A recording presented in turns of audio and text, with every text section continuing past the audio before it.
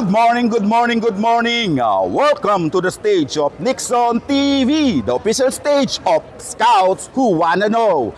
Narito po tayo ngayon sa Manila Council para po sa pagdaraos ng Jamboree on the Air and Jamboree on the Internet. Woo!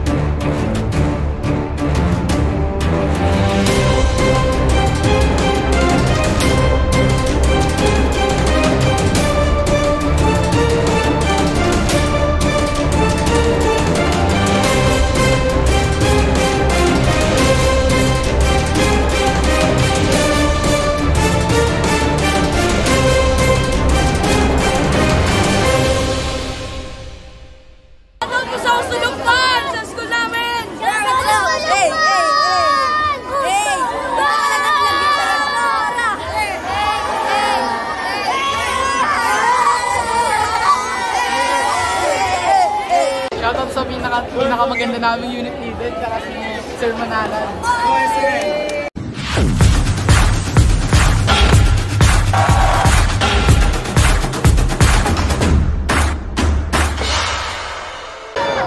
Ang Jamboree on the Air at Jamboree on the Internet ay isang international event kung saang milyong-milyong kabataan scouts mula sa iba't ibang panig ng daigdig ay sumasama sa isang jamboree. Subalit, sa halip na magkita-kita, sila ay nagkakarinigan at nagkakabasahan sa internet.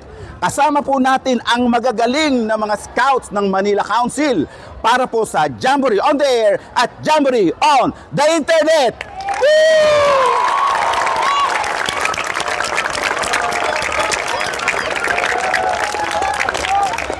Shoutout po kay Papa. Hello po. Hello po. Hello sa coach. Nagmistulang Council Jamboree ang Jamboree on the Air and Jamboree on the Internet na ginawa ng Manila Council ng mahigit 800 scouts galing sa iba't ibang outfit mula sa 6 na distrito ng City of Manila ang nagsidalo para sa pandaigdigang Jamboree on the Air at Jamboree on the Internet. Ito na marahil ang pinakamalaking delegasyon na ginawa para sa Jota Joti at masasabing pinakamakahulugan sapagkat sa pagdaraos ng naturang pagdiriwang ay hindi lamang Jamboree on the Air at Internet ang inihaing programa ng Manila Council sa mga miyembro nito at dahil nga dito ay naging interesante ang programa para sa mga kabataang miyembro ng Manila Council. Habang ang mga kabataan ay binibigyang pagkakataon na maranasan ang paggamit ng ham radio para sa Jamboree on the Air at ang kanilang sariling mga mobile phone para naman sa Jamboree on the Internet, natuto pa sila ng ilang sistema ng komunikasyon na hanggang ngayon ay itinuturo para sa scouting tulad ng signaling, Morse code, wigwam, semaphore at ang isa pa rito ay ang life-saving and first aid. Bago naman mapasabak sa pakikipag-usap sa ham radio ang mga kabataan, ay dumaan muna sila sa isang masusing lecture tungkol sa ham radio, kung paano ito gamitin at ang kahalagahan nito, lalong-lalo na sa mga oras ng pangangailangan tulad ng pagligtas ng buhay. Ham radio, what you have is itong mga enthusiasts, itong mga hobbyists ng radio communication, pinagsasama nila yung electronics and electricity for a purpose of one, creating communication. Okay?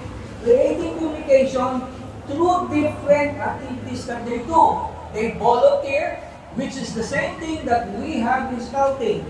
We have volunteerism spirit. Not only that, but also they have adventure through creating a communication between countries to other countries. So as with us here, province to province, nagagawa natin. So, ganun din yung amateur radio communication. Okay? We have the same, kung titingnan nyo, we have the same common ground kung bakit, makikita nyo later on, bakit nagsama yung scouting at saka yung ham radio. Kamputin ko kita, dalawang mundo itong magkaiba na organisasyon. Yung isa, organisasyon ng mga radio user and most of it are mga professionals. Pag sinabi natin professionals ka na, hindi yung nagtatrabaho sila dito para hindi. Professional sila dahil meron silang ibang trabaho, pero dahil sa kanilang pag-ibig, sa kanilang passion, sa radio communication, sa pagbibigay ng communication, ay ginagawa nito bilang isang hobby. Samantala, hindi lamang mga kabataang scouts ang nagkaroon ng pagkakataon na matuto sa araw ng Jota at Joti, sapagkat naghanda rin ang council ng modules para sa scout leaders habang sinasamahan ang kanilang mga scouts na masayang nakikihalubilo sa mga kapwa nila scouts at natututo ng pakikipagkomunikasyon galing sa ham radio. Dahil dito ay naiangat ng Manila Council ang antas ng jamboree mula sa nakaugaliang pakikipagtalastasan o pakikipagkaibigan lamang na tema. Dito ay isinabuhay nila ang kahulugan ng salitang jamboree, kung saan naroon ang iba pang elemento ng pagkatuto mula sa pagkakaibigan o magkaroon ng marami pang kakilala hanggang sa pansariling kaalaman tungkol sa komunikasyon at pagliligtas ng buhay. We are leading the patient, we are not pushing, we are leading to the patient. Okay, yung mga hindi pa, bilang muna kayo. Yung audience, okay, bilang tayo. Ready? 1, 2, 3, go! 1, 2, 3, 4, 5, 6, 7, 8. Hindi lamang Jamboree on the Air at Jamboree Internet ang ginagawa ngayon ng Manila Council, kundi nagkakaroon pa sila ng iba't ibang mga modules tungkol sa mga communication tulad ng semaphore. Mayroon ding life-saving para sa mga adult leaders. Ito ay katuparan ng naisin ng Manila Council na magkaroon ng diversity sa kanilang mga activities na ginagawa sa ngayon.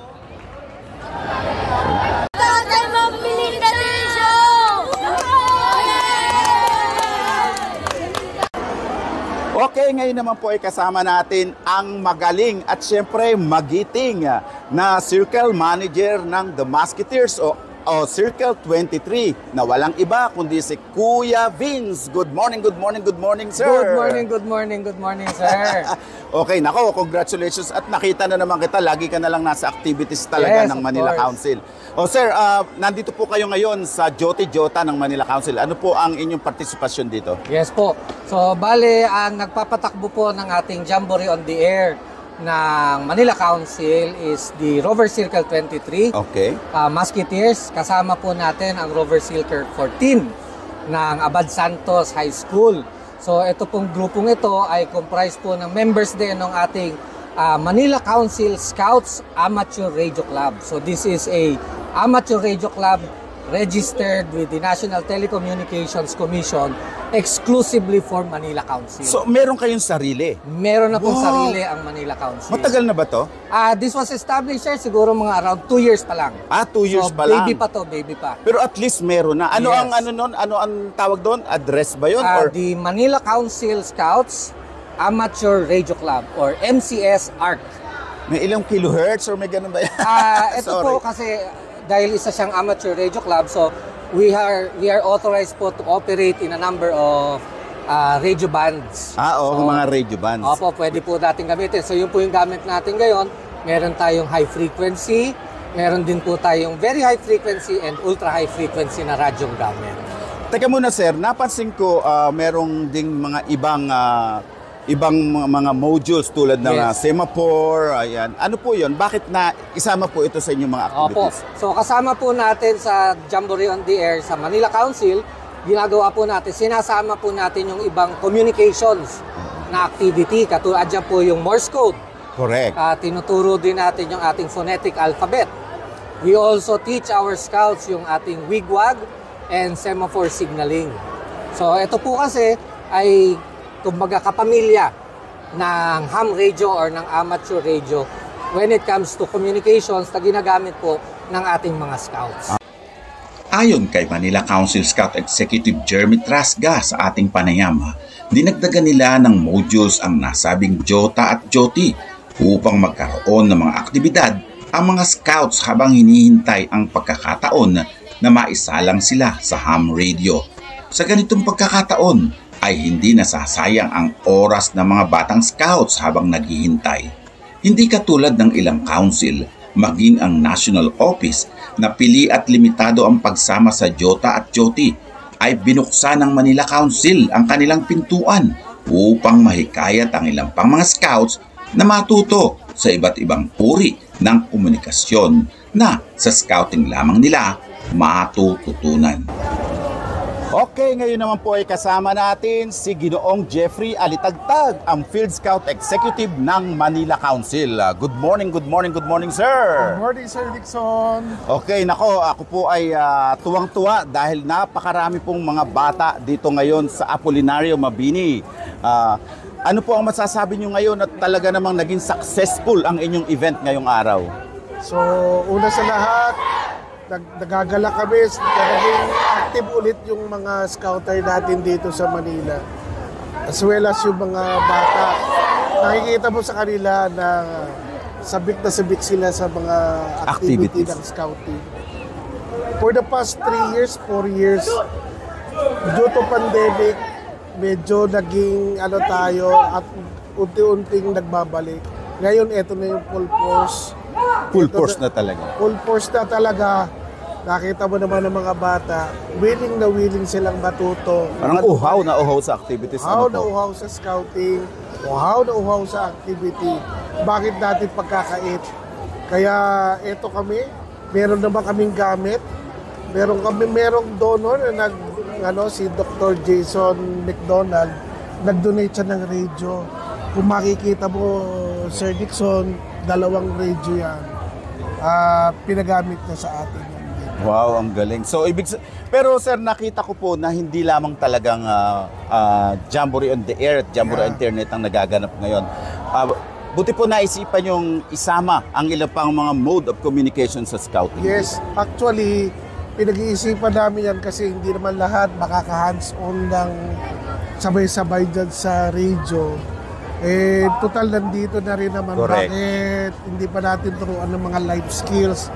Especially now, nakikiisa tayo sa nagaganap na Asia Pacific Ministerial on Disaster Risk Reduction. Okay. So kaya bilang scout, maging resilient yung mga bata na yan. Kaya yung radio communication yan during disaster ay napaka-importante. Especially yung first aid at saka yung CPR. Correct. So talagang sinama niyo na po Yes, yun. yes. Aside from, siyempre, yung po ibang mode of communication. Yes. Sir, sa palagay niyo, ito, isa sa mga katanungan. Meron naman tayong cellphone. Uso na po ang communication sa internet.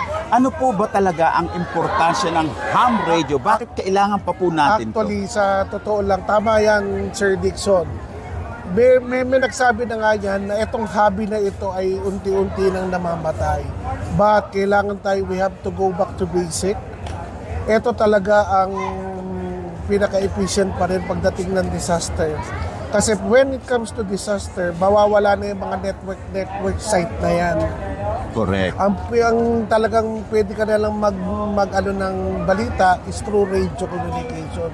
Meron kang antena, meron kang baterya, tatakbo na yan. Correct. So, hindi pwede tayo, kahit advanced na tayo, hindi tayo pwede mag-rely sa cell site ng mga network company na yan. Correct. So talagang ang ham radio pa rin ang talagang... Yes, ang basic. So ito ay bahagi talaga ng pagtuturo Yes. sa mga Yan ang importance bata. talaga. Pero ito po kasi Jamboree on the Air, Jamboree on the Internet. Kayo po ba sa Manila Council po talagang nagtuturo po kayo ng mga ganito? Patuloy po ba ang pagtuturo niyo ng mga paggamit ng ham radio? Yes, taong-taon sumusuporta kami sa ika-3 linggo ng October. Talagang nilalaan namin yan as Jamboree on the Air and Jamboree on the Internet. Sabi ko nga sa kanila, yung Joti ay total lahat ng bata na yan ay merong cellphone. Ibigay na lang yung link para makapag-connect.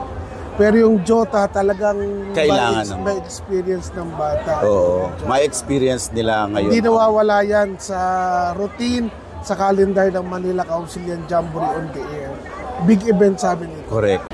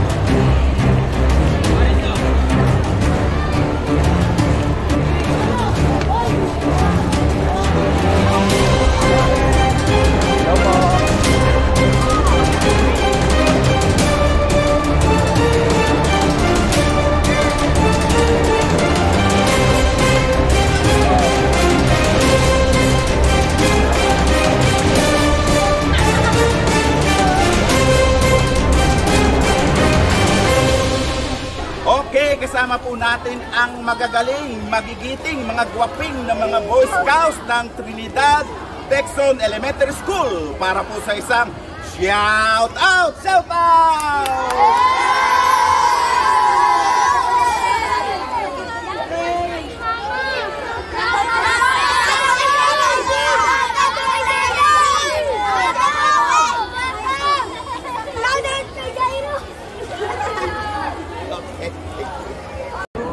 Okay, narito po tayo ngayon sa Manila Council at syempre kasama po natin si Scout Jared Rascano na isa po sa mga participants na ginagawan Jamboree on the Air at Jamboree on the Internet.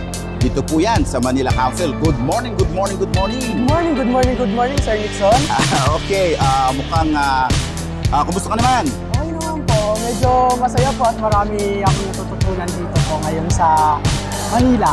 Okay, nagtataka lang ako, dapat Jamboree on the Air at Jamboree on the Internet. Ano pa ang ibang modules na in-offer ng Manila Council? Mga iba ko pong tinuturo ay semaphore, phonetic alphabet, tapos wow. Kaya po kasi yung tinuturo, ayun po yung ginagamit natin sa Jota-Jota. Nagbibigay po tayo ng signal na hindi po gumagamit ng alphabetical na letter po. Okay. So kumbaga ito ay additional na lamang sa mga ino-offer ng Jamboree on the Air at Jamboree on the Internet.